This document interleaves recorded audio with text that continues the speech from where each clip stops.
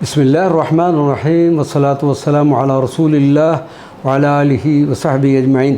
معزز ناظرین و سامعین کرام، السلام علیکم ورحمۃ اللہ وبرکاتہ۔ اہل بیت نبوی پر رب تعالیٰ کی طرف سے سلام۔ مفسرین کی ایک جماعت نے حضرت ابن عباس سے نقل فرمایا ہے کہ سورۃ الصافات کی آیت مبارکہ 130 سلام علی الیاسین سے مراد سلام علی آل محمد ہی ہے، یعنی نبی اکرم صلی اللہ علیہ وسلم کی آل مبارک پر سلام ہے۔ حضرت امام فخر الدین رازی فرماتے ہیں کہ اللہ تبارک و تعالیٰ نے اہل بیت نبوی کو 5 چیزوں میں نبی کریم صلی اللہ علیہ وسلم سے نسبت عطا فرمائی ہے۔ نمبر 1، سلام میں اللہ تبارک و تعالیٰ نے نبی پاک صلی اللہ علیہ وسلم کے لیے ارشاد فرمایا، السلام علیک ایھا النبی ورحمۃ اللہ وبرکاتہ، اور آپ صلی اللہ علیہ وسلم کی اہل بیت کے لیے ارشاد فرمایا سلام علی الیاسین، کہ نبی کریم صلی اللہ علیہ وسلم کی آل پر سلام ہو۔ درود میں نماز میں نبی کریم صلی اللہ علیہ وسلم پر درود پڑھا جاتا ہے، اور اسی طرح آپ صلی اللہ علیہ وسلم کی آل پر درود و سلام بھی پڑھا جاتا ہے۔ پاکیزگی اور طہارت میں اللہ تبارک و تعالیٰ نے رسول اللہ صلی اللہ علیہ وسلم کے لیے ارشاد فرمایا طٰہٰ،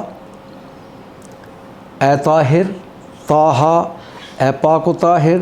طٰہٰ حضور پاک صلی اللہ علیہ وسلم کا اسم مبارک بھی ہے، اور بعض کے نزدیک طا سے مراد طہارت اور ہا سے مراد ہدایت ہے۔ اور آپ صلی اللہ علیہ وسلم کی اہل بیت کے لیے فرمایا وَيُطَهِّرُكُمْ تَطْهِيرًا، کہ وہ آپ صلی اللہ علیہ وسلم کی اہل بیت کو پاک و صاف فرما دے گا۔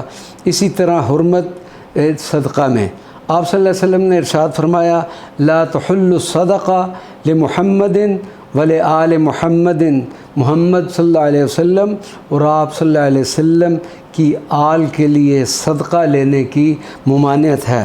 اور آخری اور نمبر 5، محبت میں اللہ تبارک و تعالیٰ نے فرمایا فاتبعونی یحببکم اللہ، میری اتباع کرو، تم سے اللہ محبت کرے گا۔ اور آپ صلی اللہ علیہ وسلم کی اہل بیت کے لیے فرمایا قل لا اسألکم علیہ اجرا الا المودۃ فی القربى، کہ میں تم سے کوئی اجرت یا معاوضہ طلب نہیں کرتا سوائے اس کے کہ تم میرے قرابت داروں سے الفت اور محبت کے۔